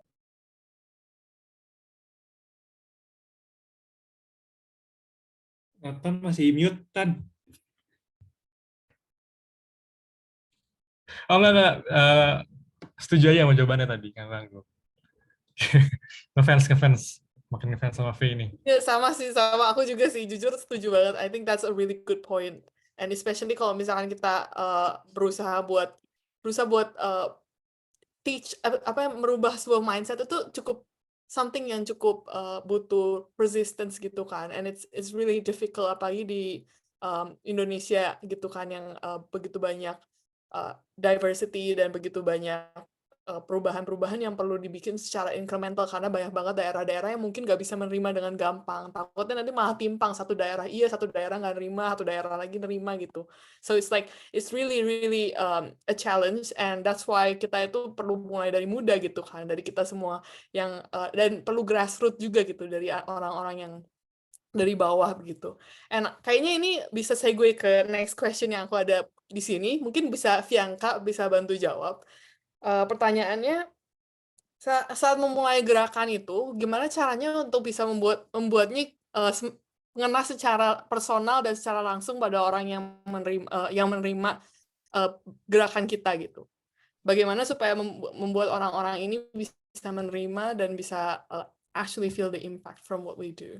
Oke. Jadi Mungkin kalau dari my perspective, aku mungkin mainnya agak beda, as in bukan kayak like a very physical yang kayak ada hal tangible gitu, tapi yang aku lakukan lewat broadening ataupun lewat kapasitas aku misalkan di YouTube atau secara konten itu kan kayak knowledge and information, jadi kayak memang lebih kurang tangible. Tapi kalau yang aku pelajari sih talking to people is very useful. Jadi mungkin yang tadi juga udah dibilang, aku pernah ngelakuin sebuah internship magang sebagai UX intern, jadi user research intern. Jadi apa yang aku lakuin adalah benar aku bekerja buat sebuah perusahaan fintech startup gitu, dan setiap hari aku akan ngomong sama 5 user. Jadi dengan ngobrol itu aku cari tahu kayak oke, problem kalian apa, pain point kalian apa, dan apa sih yang bisa kita bantu lewat produk kita. Jadi balik lagi ke yang Vanilla sudah bilang tadi sih, sebenarnya jangan berasumsi kalau kita tahu apa yang mereka rasakan gitu, atau kita tahu problem mereka apa. Jangan terperangkap ke kita creating that problem yang mungkin sebenarnya nggak ada gitu, karena kita salah asumsi. Jadi ngobrol sama user kalian atau siapapun yang mau kalian bantu itu penting banget. Cari tahu dulu apa yang sebenarnya mereka alamin. Dalam konteksnya broadening, sebelum broadening dibuat, aku kan udah di YouTube dari 2017. Jadi aku udah banyak ngomong dan berinteraksi sama teman-teman yang mau kuliah ke luar negeri. Dan pertanyaan tuh selalu sama, dan banyak banget informasi yang kemudian aku realize, ini tuh di aku dan di beberapa orang tuh kayak nggak perlu dicari gitu ya, kayak udah common sense kan. Tapi buat banyak orang kayak masih nggak tahu, kayak Kak mau kuliah ke luar negeri mulai dari mana gitu. Jadi orang benar-benar dari nol, kayak benar-benar nggak tahu gitu. And then I realize kalau ketika orang sama sekali nggak tahu, then we have to serve that needs dengan kita kasih tahu gimana dari the very basic requirement apa yang dibutuhkan, terus jalan-jalan yang ada seperti apa, sampai ke aku juga merasa kalau misalnya mereka bisa bilang sama aku, Kak, aku nggak tahu mau mulai dari mana, so we help them be critical kan about apa yang harus ditanyain supaya mereka bisa get to where they want to be. Jadi kita nggak mau kayak, ini informasinya dan mereka rely ke kita terus-menerus, tapi juga semoga mereka bisa berpikir buat diri sendiri gitu ya. So I think to recap, understand your audience, baik itu dari emang secara intentional ngobrol, nanya, atau mungkin emang kalian udah ngelakuin sesuatu udah bertahun-tahun terus kalian realize there's actually an actual need. Don't assume, jangan berasumsi dan create your own problem, but yeah, understand their problem, and mungkin kayak Nathan bilang tadi, love the problem as well. Gitu. I hope that answers. Thank you very much, Bianca. Aku juga kayak langsung, maksudnya I think ujung-ujungnya kita itu teman ya, kita semua di sini as human beings, kita kan social beings gitu ya. Eventually like it's all about relationships gitu, aku pikir. Kalau misalkan kita kayak pengen sukses, pengen kelihatan sukses, dan pengen define our own terms of success, it's not going to create real impact gitu.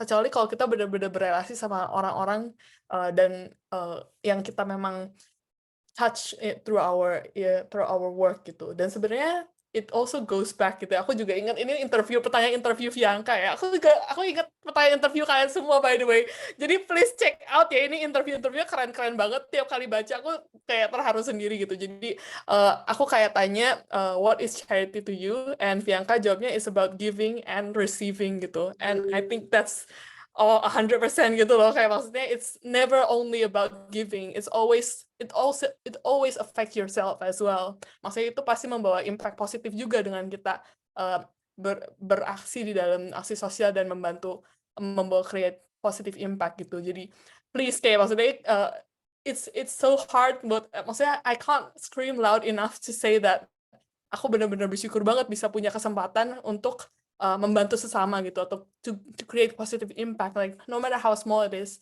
karena yang nerima benefitnya itu sebenarnya aku sendiri juga gitu. So actually this really segues to the next question that I received just now dari direct chat box. Katanya how do you remain calm when the social issue is affecting, sorry aku agak latah gara-gara agak terlalu kena ke hati jawabannya Bianca tadi. Jadi pertanyaannya itu how can we remain calm when the social issue is affecting our emotions. Nah ini pertanyaannya menarik banget ya. Gimana remain calm waktu itu efek emosi kita social issue-nya. Coba ada yang mau jawab nggak ya? Kira-kira mungkin aku bingung mau nanya siapa nih. Kak Abi mungkin Clarence, can you repeat the question? Oh yeah, putus I ya. was like, Okay, how can we remain calm when the social issue is affecting our emotions? Gitu. Sebagai founders nih. Tanya susah ya. Pertanyaannya susah ya. Sebenarnya aku pengen nanya, kenapa kita harus remain calm? Kenapa kalau misalkan kita ikut emosional dari social cause yang kita lakukan itu, like kenapa emangnya gitu? Like what is good about it? What is bad about it? Maybe that's how I would elaborate the question. I think emotion is not always bad ya. It drive us. Karena kayak tadi pas Nathan bilang kayak you have to love the problem gitu kan ya. I think when it come to love the problem, as if not yang kayak love yang kayak cinta gitu ya, tapi ya you are really obsessed, you are really enjoying the problem gitu loh. Bukan enjoying the problem ya kayak lu seneng oh ada problemnya gitu kan ya, tapi lu tuh bener-bener passionate about it that you don't realize that you are willing to go far for it gitu loh. Maybe we don't realize it ya, when we are liking something gitu kan ya, we are actually really willing to go far for it gitu ya. For example, misalnya kita suka marketing, kita suka art gitu kan ya, even though people will not tell us, kita bakal go far, because this is something that we really care gitu kan ya. And I think emotion is not always bad. Sometimes emotion drive us. For example, fear gitu kan ya, fear is always not, mungkin fear itu kelihatannya negatif gitu kan ya, but I think it's normal. All people will have fear, and fear sometimes drive us to be better gitu ya. The problem is not on the emotion, tapi how we control it gitu. Jadi gimana caranya kita bisa kontrol and make it supaya itu ada yang keluar tuh malah positif gitu kan ya. Itu sih kalau dari aku. It's actually a hard question ya, because I didn't actually think a lot about this gitu kan ya, makanya tadi pas ditanya aku mikir juga gitu. Iya, thank you Kak Abi. Ya, emang ini kayak cukup unik pertanyaannya, jadi rada tajam. Mungkin yang panelis lain ada yang mau ikut. Nathan sama Faye kayaknya udah mau merespon nih. Coba, silakan. Coba dulu nih, Faye boleh atau Nathan? Oke, Nathan dulu, silakan Tan. Oke. Tadi yang pertama setuju banget sih. Jadi nggak harus remain calm ya. Jadi dulu sebenarnya ada cerita di Logos pas awal-awal kan kita pengen simplify knowledge gitu ya. Dan itu pasti bikin orang-orang yang mungkin belajar khusus waktu belajar filsafat, dosen-dosen filsafat pasti nggak suka, banyak yang nggak suka gitu. Dan akhirnya kayak kita menjawab dengan make them as our friends juga lah gitu. Itu kayaknya bakal ngebantu juga kita biar bukan tidak emosi sih. Emosi boleh, tapi kita justru menerima orang-orang yang nggak suka kepada kita, justru bisa berkolaborasi gitu. Gitu sih. Namanya itu aja. Iya, mungkin Nathan juga. Iya, mungkin. Go ahead kalau Kabi. Ya, aku cuma mau itu aja, mau nyeletuk kayak oh ya Nathan kan anak IT, ngapain belajar filsafat gitu ya. Thank you, Clar. Bercanda. Kok thank you sih? Gimana Kabi boleh, go ahead. Mungkin nambahin kali ya, kalau misalnya emotionnya itu tentang kayak sedih gitu kan ya, misalnya kayak udah ngejalanin terus kayak sedih gitu, kayak kok nggak kemana-mana gitu kan ya, kok gini-gini aja gitu kan ya, or maybe sedih karena penolakan gitu, maybe like the one that we want to help gak mau di-help gitu kan ya. I think those kind of emotion pasti akan ada ya gitu ya, sepanjang kita ngerjain apapun itu pasti akan sempet lah sedih gitu kan ya. Dan I think one thing yang gue selalu bilang ke diri gue itu adalah it's totally normal gitu, mau sedih, mau apa gitu kan ya, as long that you have a support system and then you still believe in your problem. Karena balik lagi, if it's not you, gue selalu bilang gitu kan ya kalau bukan gue siapa lagi yang kerjain gitu. Jadi setiap kali gue sedih ya I accept the emotion gitu, gue cerita sama orang gitu ya, tapi ya it doesn't justify me to stop gitu aja. Ya mungkin Faye mau menambahkan nih tadi. Ya boleh Faye, silakan menambahkan.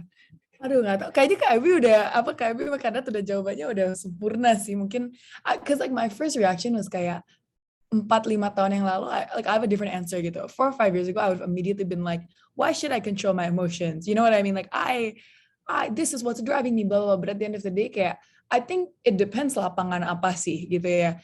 Because at least in my line of work, like, we just cannot be in touch with our emotions as much as maybe other sectors of social work, just because kita nggak bisa take every case personally, ya kan? And that's not good for us, that's not good for the kids. And at the end of the day, you want to be able to see a case objectively, karena kita mau bawa itu kasus maksudnya kita mau bawa pelakunya, maksudnya di sidang gitu kan. Dan kalau kita terlalu bawa emosi, nanti kita akhirnya mikir, oh anaknya itu korban, bla bla bla.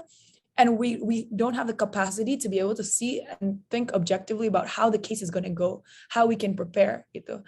So I think, honestly, there are, sama kayak ngomong sih, there are good emotions, there are bad emotions. Well, not necessarily bad emotions. There are emotions that can be positive and negative to your work, let's say ya. But at the end of the day, cara mengendalikannya is I think it's just to be sensitive towards them aja sih, kayak take the time to know when you're overwhelmed. Kind of like, I like to write them down, I have to journal, or like, pokoknya take time away from a phone, I think especially makes things worse sometimes. And I think something that I've been learning itu kayak distraction isn't always good gitu. Sometimes in order to overcome a specific emotion, daripada gue pikirin, gue malah nonton YouTube aja terus lupa gitu kan. Tapi that's not sustainable. So it's mostly just like being comfortable with being uncomfortable, sitting with emotions that might not be the best at the time gitu. Jadi cara mengendalikannya ya just think of like apa sih kayak tindakan nyata lagi yang bisa kalian lakukan untuk recognize gitu ya, and menghadapi emosi-emosi itu. Gitu kalau dari aku. Thank you Faye. I think it's a really great reality check gitu ya kalau buat aku. Aku juga karena aku dikitin, of course, karena kita terus-terusan ganti social issues gitu ya. Kayak every time ada social issue baru, aku pasti kebawa emosi. Aku kayak, gila, dunia ini kayak misalnya jadi agak terbuka. And I think that's like an eye-opening, gitu lah. Being exposed to social issues in the world is an eye-opener that, kayak ya dunia itu memang nggak seindah itu ya, nggak semuanya indah gitu di dunia ini, dan banyak problem. And sometimes ya emang ada emosi yang kalau misalnya kita terlalu dwell in it, kita mungkin jadi nggak bisa objectively think untuk bisa generate positive change gitu. Jadi emang harus ada semacam systematic thinking juga gitu ya. And that's why panels like this or like talks or buku-buku yang bagus untuk kita bisa belajar bareng-bareng. And mungkin nanti ada kesempatan juga sisi Coffee and Connect Chat, itu juga bisa kita belajar dari founder-founder yang di sini. Itu mungkin sangat membantu ya untuk kita bisa actually create impact and actually think through it, supaya kita bisa like go through together gitu ya, sebagai anak-anak muda Indonesia gitu ya, yang pengen membuat bangsa ini jadi lebih baik, masa depan jadi lebih baik. Kayaknya ya it's really great that kita bisa punya satu sama lain untuk saling support dan maju gitu. And I think one encouraging answer to how to remain calm when those emotions like it actually becomes negative, menurutku itu being aware that there are other people and you're not alone gitu. Jadi founders panel ini menurutku sangat as like a founder myself, it's very strengthening gitu ya. Kayak ternyata kita nggak sendiri gitu berjalan di dunia gitu ya. Jadi ya oke, gue jadi emosi guys. Gitu. Balik ke Wiyanta. Tapi itu Adi, aku agree banget sih untuk apa ya yang Faye bilang, jangan bukannya mengalihkan emosi itu ke distract ke nonton YouTube dan sebagainya, tapi justru take time to actually feel what emotions you're feeling gitu, untuk tahu apa current state lu dan what to do next-nya. Itu aku agree banget sih buat di poin itu. Oke, mungkin ini pada udah respon, apa Bianca mau respon juga sekalian? atau udah? Oh no, okay, all good. Okay then, next kita ada question. I think mungkin in the interest of time, karena emang seru banget sih, I hate to be killjoy, cuman ya mungkin at the interest of time udah 1,5 jam juga, mungkin kita bisa masuk ke closing questions kali ya, Wiyanta. Okay, the question, closing questionnya berarti yang tadi ya, yang Lily ya. Oke, questionnya sama untuk ke setiap panelis, yaitu what would you say to your future self, let's say 5 or 10 years from now. Pertama, mungkin Bianca, silakan. Oke, mungkin I have two things that I will say, tapi mungkin konteks dulu. I've been told that I'm very hard on myself, and I acknowledge that, and I think a lot of us are. We don't recognize our achievement atau what we are doing, and I don't know if you guys relate to me or if you're doing something, itu kayak susah gitu untuk kayak sometimes just realize that yes, you're doing good enough, and sometimes I feeling not good enough drives you forward. So it's kind of kayak lumayan paradox gitu. Kayak it's a difficult thing. So I think for me personally, in this context, I would tell myself, I hope you're proud of us. I don't know how long in the future this will be, tapi I hope you're proud of us. And yang kedua, I hope you still remember and you always remember why we do what we do. Gitu. Okay, thank you Bianca. Next ada Abigail, Kak Abigail. Apa yang I think for me it will be very short. Don't give up. Short, Because tapi penting ya. Yeah, that's actually very important because you never know what's going to happen in the future, right? Yeah. So I think that's only the one where I will tell my future self, don't give up. Okay, thank you. Next, Nathan. Oke. Mungkin kalau dari gue sendiri, mungkin note-nya adalah remember these days lah ya. Jadi mungkin biasa udah umur 35-an, kita bakal ada di zona nyaman yang bakal melupakan lah ya kayak social problem yang ada di sekitar segala macam. Tapi bisa mengingat hari-hari ini kenapa gue sendiri bisa bikin logos misalnya atau bikin project-project lain yang membantu sesama lah gitu. Gitulah. Thank you. Next, Faye. What's funny is I don't even know if I'm gonna like myself in like 10 years. You know what I mean? I changed my mind a lot. I don't agree with what I said 10 years ago. And maybe it's the point where I don't like myself, but I think that's just a part of life. I think what I would say is just, I hope I can say that I would be proud of myself in 10 years about how much I've worked. And sebenarnya sama kayak what Kak Bianca said in the very beginning of I hope that I'm better at,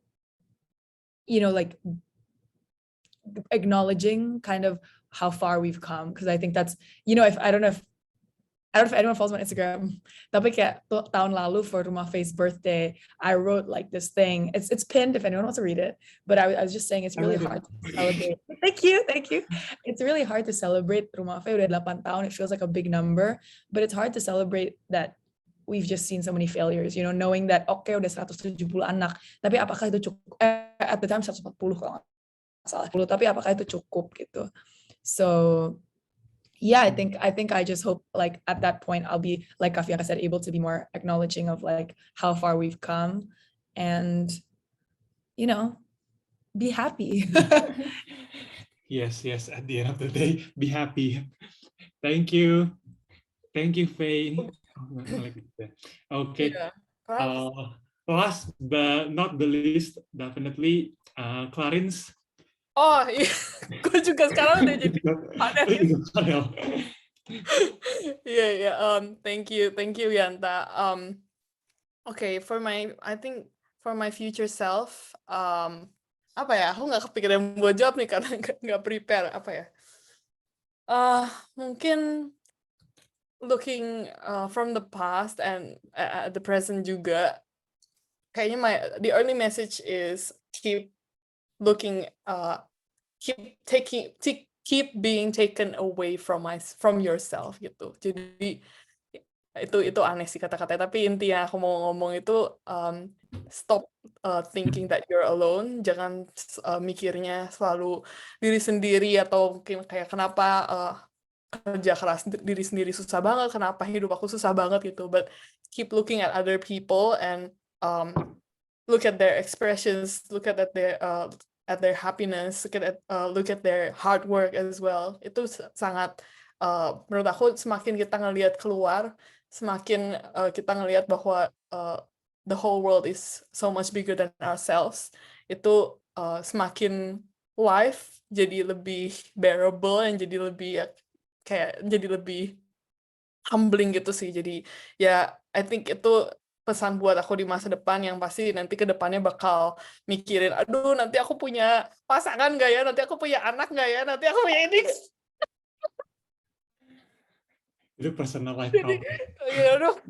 Tapi ya aku pikir the world is so much bigger than ourselves, and I think panel-panel kayak gini itu I'm really grateful for, and kesempatan-kesempatan bisa ketemu Fianka, Kak Abi, Nathan, Faye, Lily, and everyone here yang nanti pasti jadi future youths for change juga, agents of change juga. I'm really grateful for that. Jadi ya, thank you banget. Aku pikir ya semua yang udah join di Founders Panel ini, from the speakers to all the participants, I'm really grateful for all of you.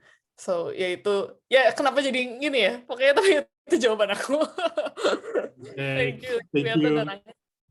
Thank you, Clarence, buat jawabannya, and also all the panelists, Bianca, Kak Abigail, Nathan, dan Faye. Thank you so much. So, kita udah at the end of our session. Ini jujurly gitu ya, kalau kata anak zaman now. seru banget diskusinya, dan ya seru banget, panelis-panelisnya very knowledgeable dan very insightful. Semoga teman-teman di sini bisa dapat banyak pembelajaran dengan mengikuti sesi ini, karena I myself happy banget ya, jujur, walaupun baru diminta bantu Clarence baru kemarin, tapi happy banget jujur bisa ikutan dengerin dan ikutan belajar juga dari para panelis yang super kece, super keren ini. So thank you so much all the panelists, and thank you so much all the participants for joining this event. Okay, next kita ada some closing remarks. Oke, Fianca lagi salah. Abisnya di screen gue, ini Fianca. Oke, Clarence, over to you. Ya, thank you Yanta. Thank you for all of the founders juga. Tapi jangan pergi dulu teman-teman. Kita ada next exciting steps gitu ya untuk dilakuin gitu. What will you do now? Sekarang kita udah semacam lulus gitu ya dari tadi lecture di Youth for Change and how to become youths who create impact. What will you do now? Mungkin kita bisa kasih sedikit easy next steps gitu ya. Mungkin yang pertama, yang tadi Wiyanta udah introduce, boleh mungkin diulang lagi supaya nggak lupa gitu ya teman-teman di sini. Oke, dia lagi minum. Oke, sorry, I thought betul Clarence, but okay. Oke, Coffee and Connect Chat. Jadi yang tadi udah di-mention awal-awal, itu kita dari Kitkin provide kesempatan untuk teman-teman di sini buat one-on-one untuk nanya pertanyaan yang tadi belum sempat terjawab, karena kita dapat di form juga banyak banget list of questions. Jadi teman-teman bisa dapat kesempatan ini untuk nanya langsung dan juga bisa bernetwork sama teman-teman panelis di sini, kakak-kakak panelis di sini. Caranya gimana? Ada di slide ya, Pak? Ya. Oke. Caranya adalah follow di Okay, there you go. Follow Kitkin, Charity, and Roma Faye. Just post this Insta story template on your Instagram story and tag us. And yep, stay tuned for the announcement. Mungkin tadi ada yang nanya juga, Clar, di chat box, gimana sih bisa dapat seed story template-nya ini? Oh iya, jadi story template ini bisa langsung screenshot dari layar ini aja. Atau mungkin Kak Tasya dari RF mungkin bisa share di chat box-nya ya nanti ya, untuk story. Siap, nah nanti bakal di-share di chat box, nanti boleh di-download aja terus langsung di-share di story. Oke. Next kita ada what to do next, ada second next step, which is to keep in touch. Silakan Karin, over to you.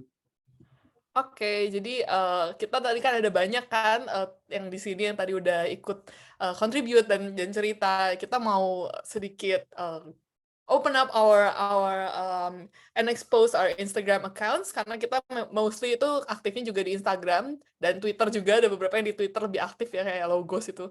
Tapi kita di sini ada Instagram kita yang bisa teman-teman langsung follow aja, dari Kitkin Charity, SSEC tadi masih coming soon, Rumah Faye, Finding Kubi, terus ada juga dari Satu Ibu Satu Pohon, Broadening, Logos, and I Exist. Jadi teman-teman boleh langsung head over to our Instagram page now, terus langsung follow ya semuanya gitu ya, satu-satu gitu, and keep in touch with us, karena hopefully kita bisa saling support juga. Of course we're not the only one giving, we're also receiving gitu ya, kalau quote Vianka gitu. Oke, mungkin next Vianta boleh. Okay, next we have sebelum moving on, Kak Tasya udah kirim di chat box ya untuk tadi story template-nya, so teman-teman bisa download langsung. Ada template story ccc.png, itu bisa di download ya teman-teman, jangan lupa. Oke, ini kita a little bit of reminder, teman-teman yang tadi kita udah ada introduce juga Finding Kubi, di mana dari Finding Kubi ini Natasha akan provide illustration. Jadi bisa teman-teman bisa tunjukin expression of interest by scanning this QR code on your screen. Dan juga jangan lupa follow Finding Kubi for further details. Nanti bakal dibikin kayak bookletnya gitu dari quotes-quotes hari ini sambil diilustrasiin, pokoknya kece banget deh. Pasti kece banget. Jadi jangan lupa teman-teman stay tune dengan scan QR ini ya sekarang.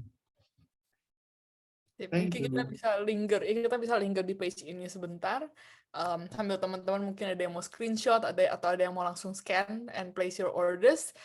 Cuma mau kasih highlight juga bahwa keuntungan atau donasi yang masuk dari Finding Kubi punya merch ini, selain dari buku Use for Change ini juga bakal ada digital pick quotes gitu ya. Jadi dari tadi kita ngobrol-ngobrol itu, kita kalau ngelihat screen-nya si Finding Kubi itu dari tadi dia ngeilustrasi gitu. Jadi mungkin dia udah siap buat langsung di post di digital, kalian boleh langsung pesen, and donations welcome, dan donationsnya itu akan masuk ke Kitkin Charity untuk didonasikan ke Rumah Faye untuk helping to stop child trafficking, violence, and exploitation. Oke, benar banget. Terakhir, mungkin the last step you can get is to get involved. Teman-teman tadi juga sebenarnya ada banyak pertanyaan tentang gimana cara mulai volunteer, walaupun belum sempat dibahas gitu ya. Tapi maybe a way that I could open up dari event ini, the next steps itu, Kitkin itu lagi buka volunteer opportunities. Jadi you can come contribute with us. Ada volunteer sama management positions open. Jadi tinggal langsung aja email atau DM Kitkin Charity di Instagram. Emailnya itu aku drop di chat box ya untuk teman-teman yang mau volunteer di kitkinCharity@gmail.com. Jadi boleh langsung email aja. Siapapun yang mau volunteer, we're always welcome, and we have an interview process.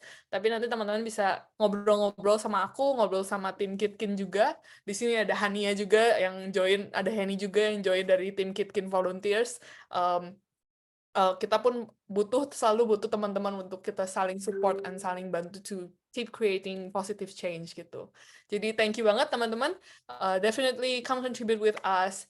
And also, not to forget juga, Kitkin itu setiap bulan pasti collaborate with small business. Jadi kalau teman-teman ada yang punya small business, terus tertarik buat ikut kerjasama sama Kitkin, terus nanti kita bakal bantu advertise your business, and bantu buat channel your business to a specific social issue yang kalian peduliin, atau mungkin punya teman yang punya small business, feel free to share this information with them. Ini ada beberapa testimoni dari small business yang previously kerjasama sama kita, dan ini ada beberapa logo dari small business partners yang kita kerjasama sama kita tahun lalu. Okay, so I think that's all for today. Mungkin gimana Vianta untuk yang paling sering selfie and paling sering foto-foto di Instagram, story di Instagram, spam. Oke, mungkin teman-teman bisa buka kameranya ya untuk kita foto bareng, diabadikan gitu ya. Kapan lagi gitu ya satu screen sama para panelis keren-keren kece-kece ini. Jadi kesempatannya sekarang silakan dibuka, nggak usah nyiapin belakang-belakang, tinggal pasang virtual background terus langsung go. Mungkin sambil nunggu, kayaknya mungkin teman-teman bakal bisa ada link feedback form juga, Clar, untuk ditaruh di chat box supaya sambil teman-teman nunggu bisa buka feedback form. Jangan buka aja tadi.